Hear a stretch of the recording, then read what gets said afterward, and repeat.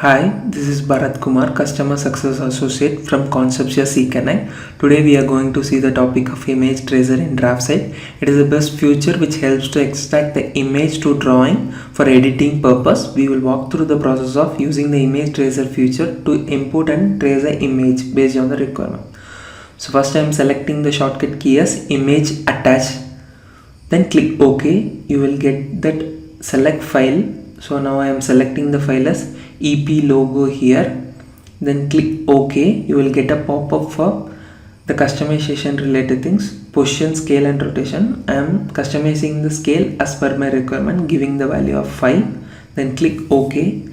You can place that file based on the requirement. I am sticking here. Just give some time to load the file. Yeah, now the file is done. It is loaded. Then go to the power tools.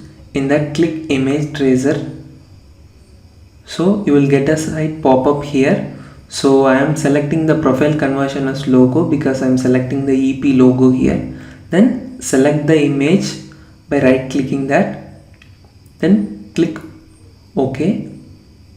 Now you can see the output value based on the transparency value, reducing view filter here. By reducing the value of the transparency, you can see how exactly the output will be.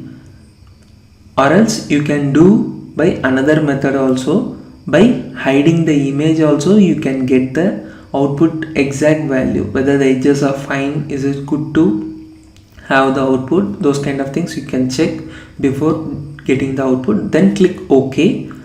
Then drag and put the image somewhere. So you can see how exactly the output as per the requirement is come. You can edit that output as per the requirement, or customization related things also you can do. So this is the basic main advantage of this image tracer.